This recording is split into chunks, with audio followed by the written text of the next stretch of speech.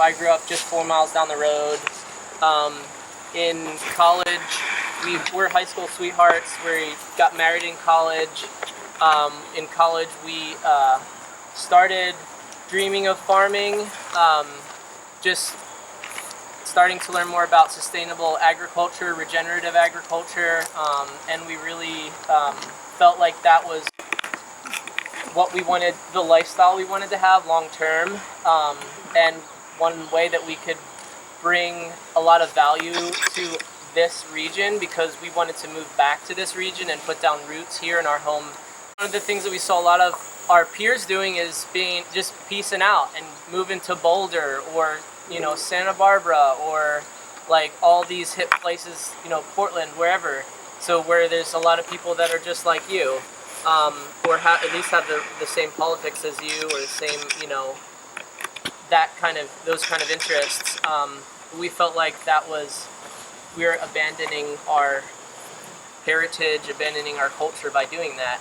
So when our first son, Ellis, was born, we decided we were going to move back here. And instead of apprenticing like a lot of folks do, we just decided to just dive right into it. So that was 2010. So we're 12 years into our farming career. We don't have a farming background. And we've just kind of learned as we went. We've had a lot of financial support from family. We owe our family a lot of money, but that's been something that's been a really powerful support for us. And so in 2012, we purchased this land and designed and built all that you see here. So this was just open fields at the time. And at that point, we were raising laying hens, broiler chickens, lamb, pigs. We were growing about 10 acres of vegetables. I think that's it. Yeah, we were doing a lot, and we pretty quickly got burned out. We said, all right, this is it. We're changing what we're doing. We're burned out. We need to reevaluate our business. And so we started eliminating a whole bunch of things that we just simply didn't really like doing that much. And the one thing that we added that year, the only thing we added that year, was hemp. At that point, we were really interested in growing hemp microgreens.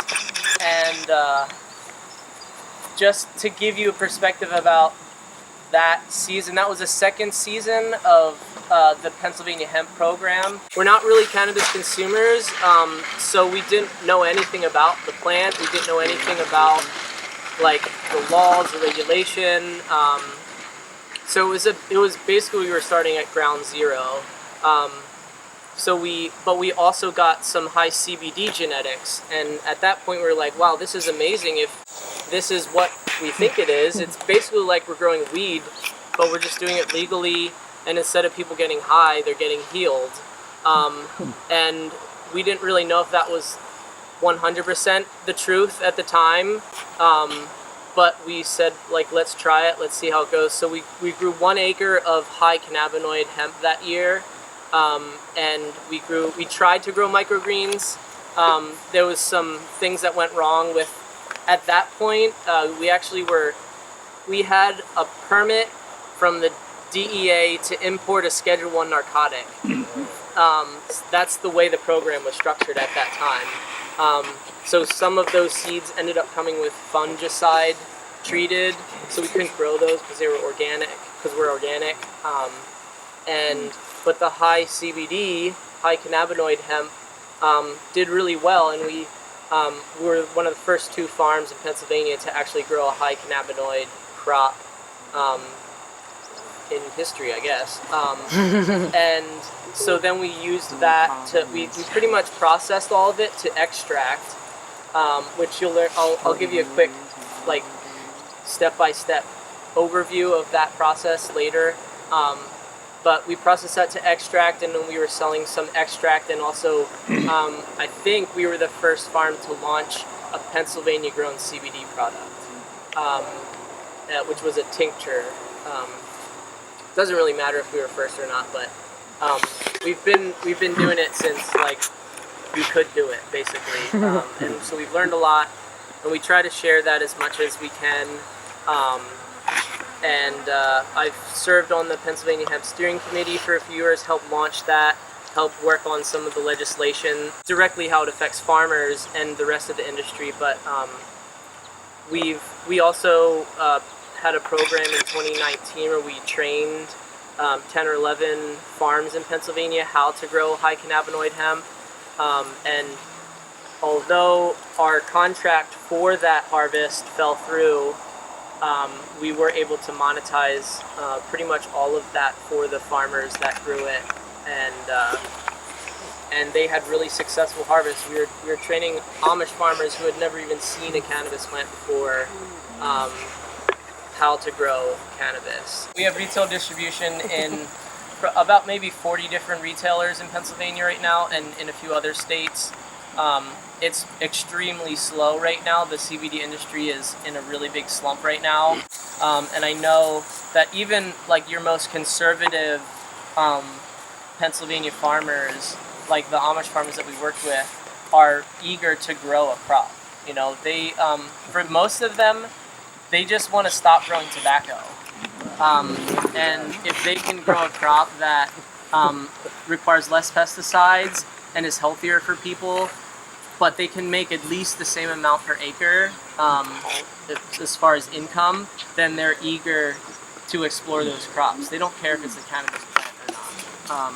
So there is a lot of interest in the agricultural side of things. Yeah. We can walk down and look at some of the hemp.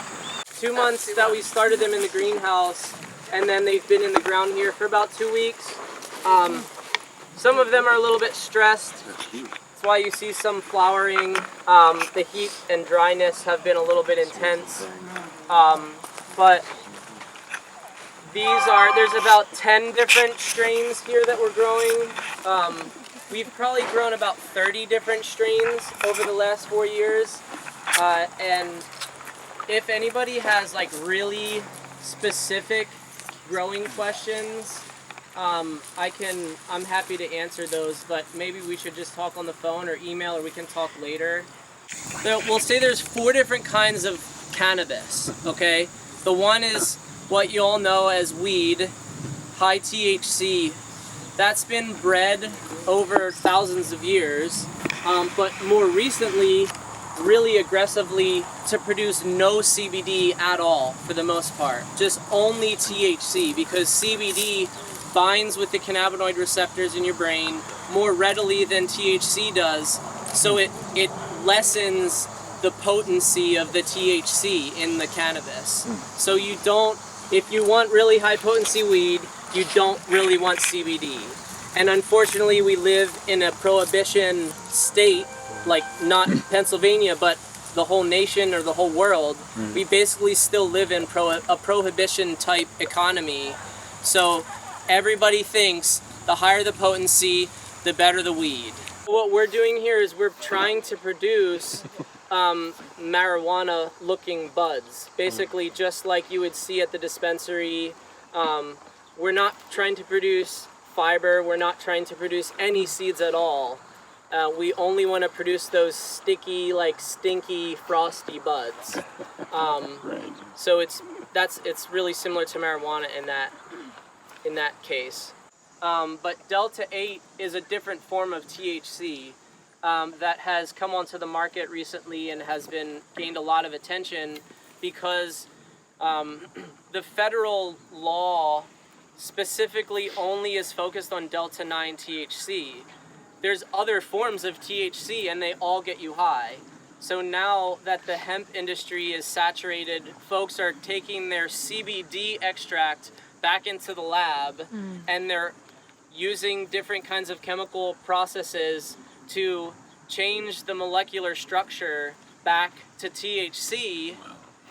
So you're seeing people in the lab, they can take CBD extract and convert it to Delta 9 THC, Delta 8 THC, and a whole bunch of other weird chemicals, and they get you high, but there's no research that's been done on them for the most part, especially what's most important is like shelf life studies. So I don't know a lot about that. I'm not like a chemist, but a lot of folks who are knowledgeable have said that it's really dangerous because just because it's delta 8 THC coming out of the lab, what is it 6 months later in the gummies on the shelf at the gas station, you know?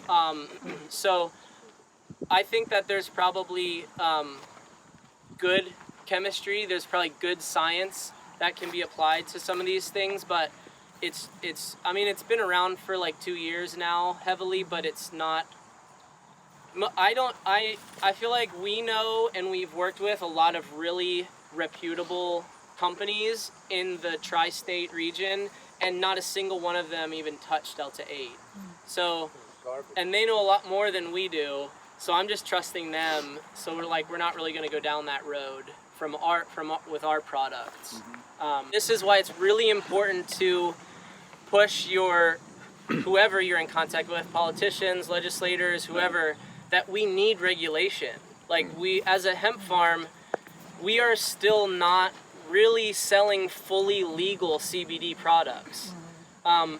We're selling it because they're not legislating about it, they're not regulating it. And it is really valuable for people, so we're going to stay committed to that. But technically right now, CBD is not allowed to be consumed by human beings.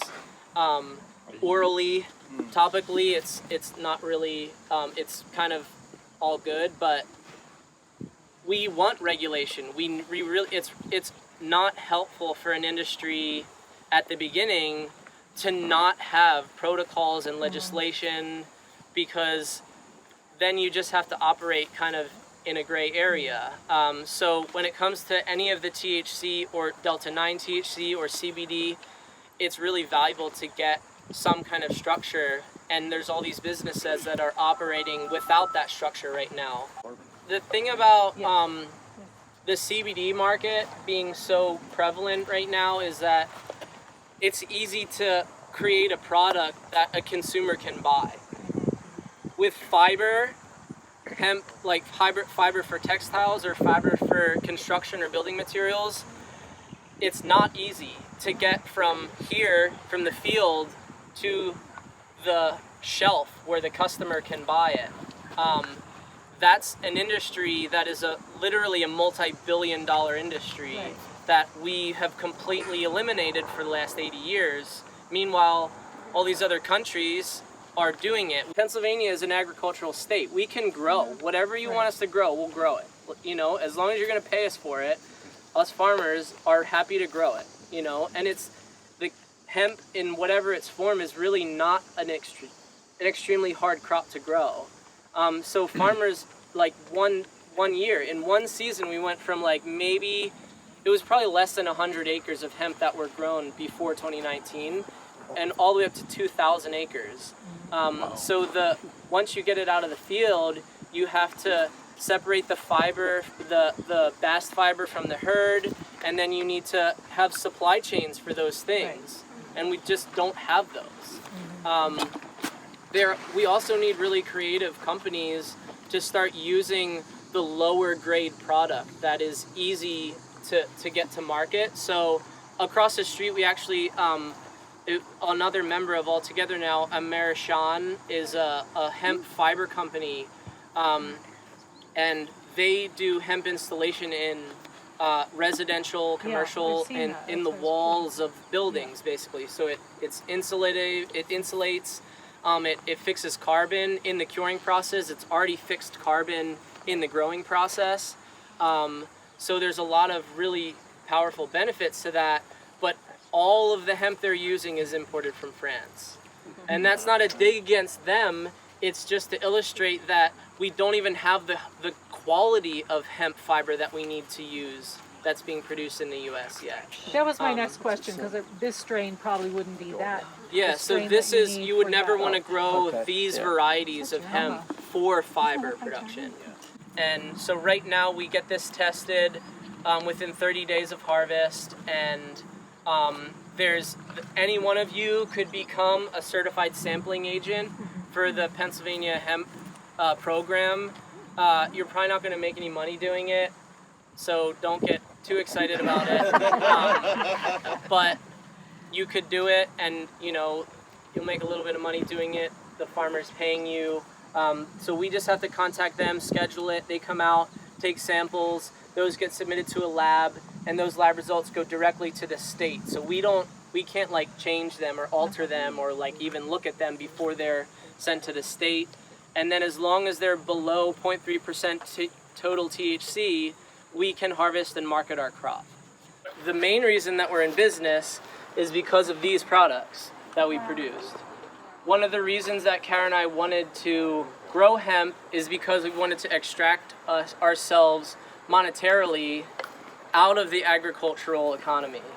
Because there's a lot of farms, and there's a lot of like hip young farmers starting new farms, and we're tired of competing with them because we can't really compete with them. Like we're one of many farms, so we wanted to try to find a product line that was value added, that was profitable, and also we just really love, you'll see some of our labels on our products are really beautiful. We love branding, we love product design. So this was our goal, was to bring like great CBD products to market. But we obviously have already gone through the stages. We've talked about some of the stages of that process so far. We'll be harvesting that hemp around the end of September, first week, beginning of October. And then we will put a blackout tarp over our greenhouse here and hang curtains in there. They're like mesh curtains. And then we'll go and we'll cut the branches of those plants off and hang them, and we'll convert this greenhouse space here into basically a drying space. We'll put dehumidifiers in there, we'll control the humidity, we'll control the heat, airflow.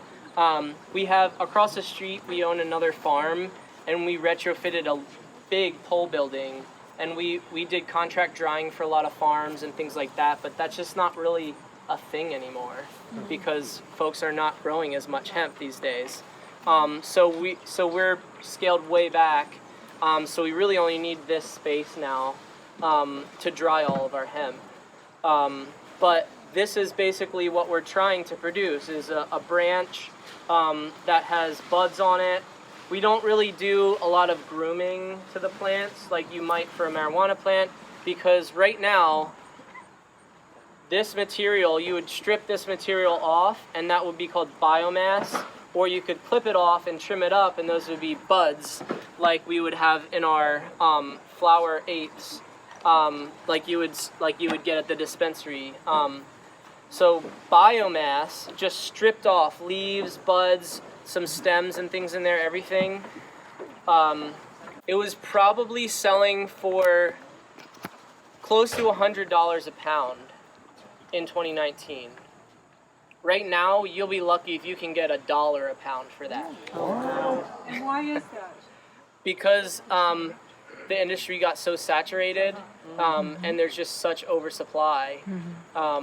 And so that's why there's not a lot of farmers growing hemp. So it literally doesn't even pay for us to grow the crop at that price. So anyways, that's what we're trying to produce. But we want to produce as high quality as possible because we want to produce some like sexy buds, good terpenes, good aroma, good flavor. And I don't know, you could pass it around if you want. And it's not like top shelf, like gorgeous indoor flower, but it's decent flower for outdoor grown flower. And it's decent flower for the hemp industry. You've got about 6 to 7 weeks until you're going to harvest it. How much bigger are those plants going to be? They're pretty small. They'll right hopefully get double. Probably like three or four times that size. Okay. Yeah, they're growing pretty fast. They've already like almost tripled in size since we planted them 2 weeks ago.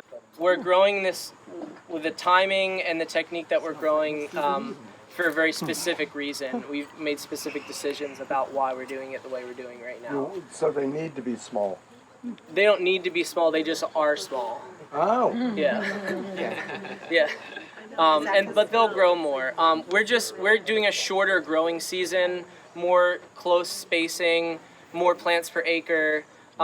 Before we would do much further apart, and we would have plants that were like 7-8 feet tall by the end of the season. How about 18 feet? I mean 16 feet. That's fiber crop. Oh. Yeah. Okay. This right here is what we're trying to accomplish when it comes to extract. So this is what the whole CBD industry is based on right here. This right here is mostly cannabinoids. This dark layer is about 60 or so percent cannabinoids. This yellow layer right here is just different plant lipids, fats, chlorophyll, different plant compounds, and then the bottom is mostly just water. So that gives you an idea of what, when you take this and you put it through an extraction process, ethanol, CO2, pretty much any extraction process, this is what you're going to produce. And then from here, you would want to filter it out so you're only getting this top part. And that will be considered a crude extract, a crude cannabis extract. And then that's what you would use for certain CBD products, or you would refine it incrementally. And this is an example of, this is not CBD isolate, but it's pretty close to CBD isolate.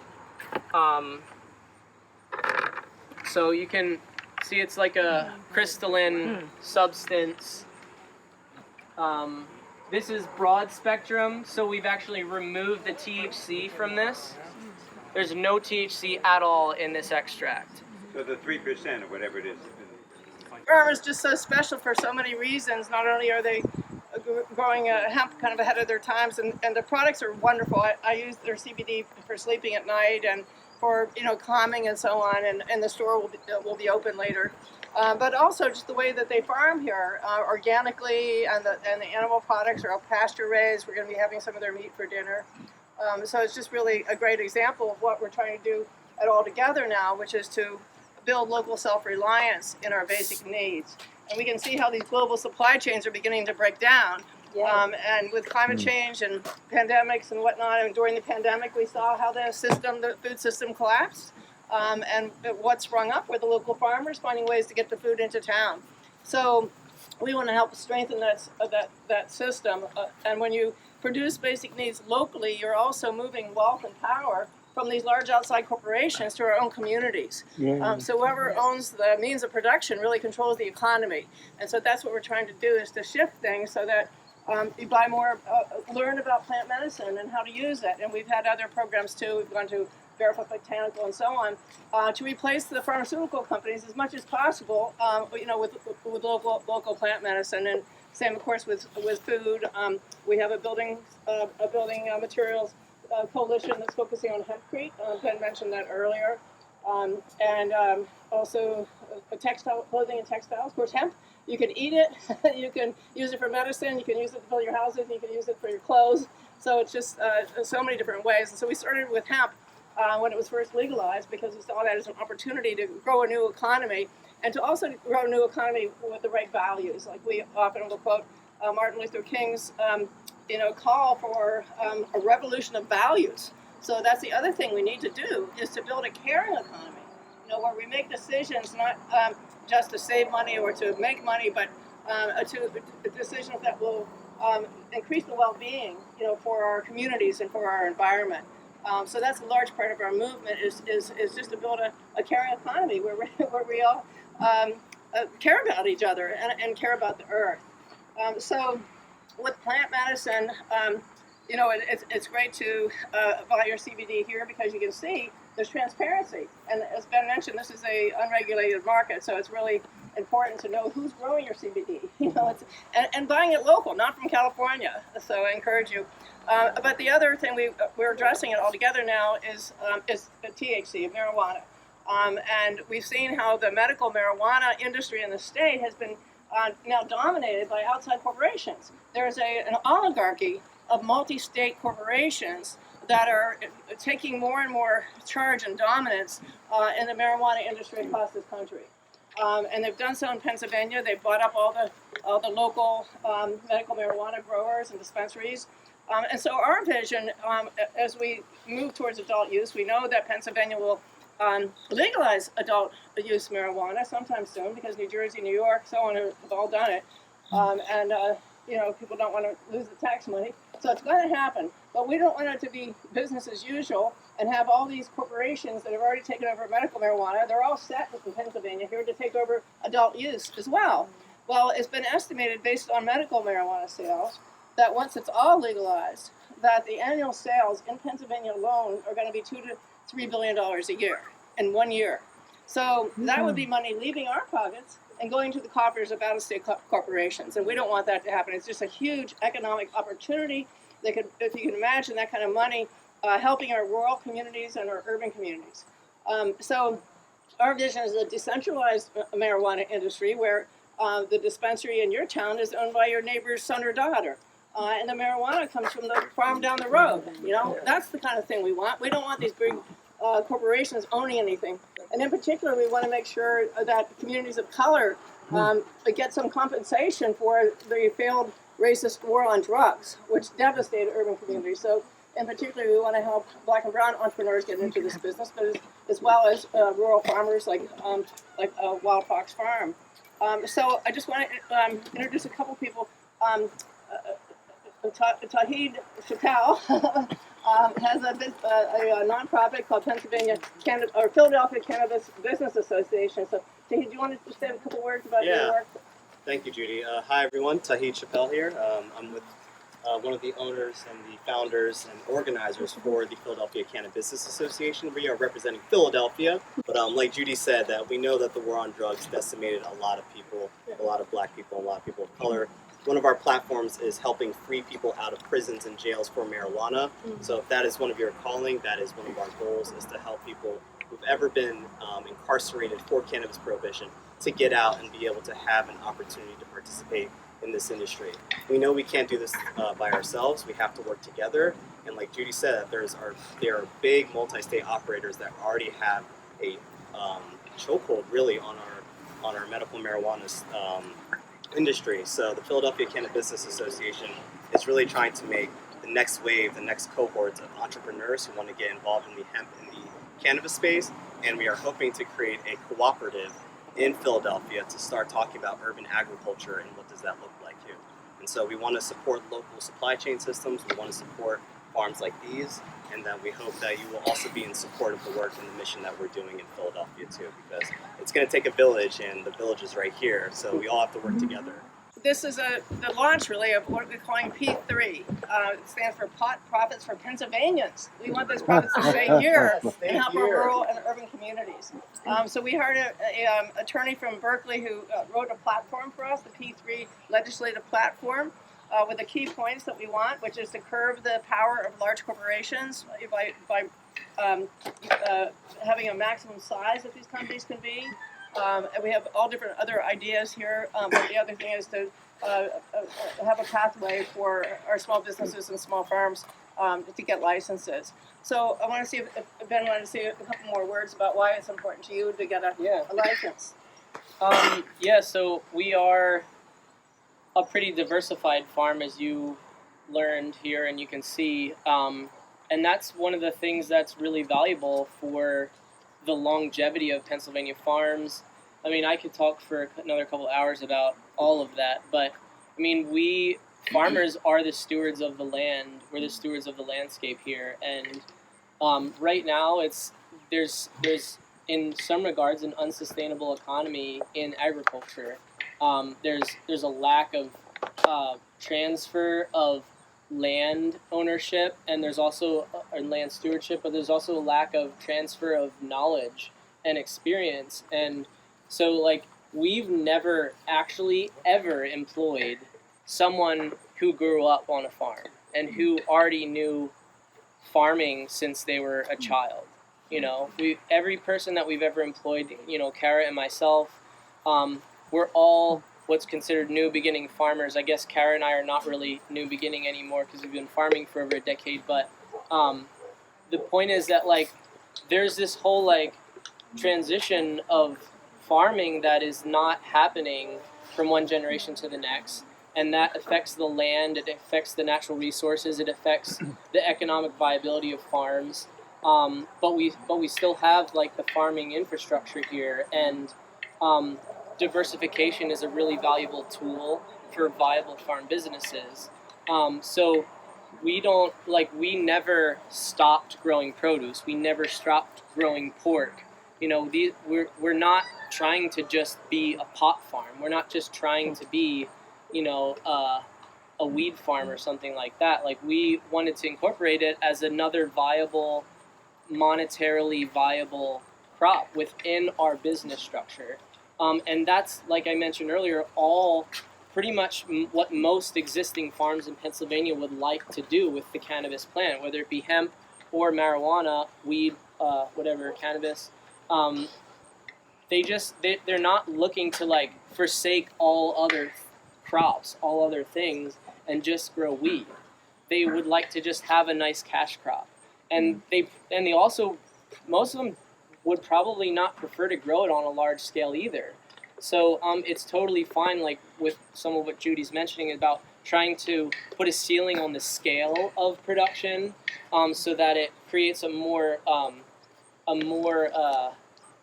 spread out production between many farms instead of just a few really big farms. That's a more sustainable economy in the first place anyways. So that's what we're interested in. If we can have a really high value crop, that's going to allow us then to have more viable business, employ people, employ more people in the rural setting, employ and pay them better. It's also going to allow us to take better care of the land.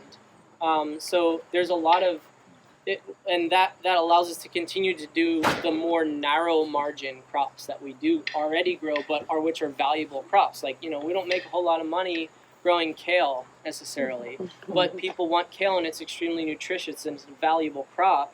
So if we can grow, like what you see out there, that much marijuana and make a really high margin on that, and that allows us to continue to be sustainable for generations to come as a business, then that's an extremely valuable long-term investment in the Pennsylvania agricultural economy. Thanks, Ben.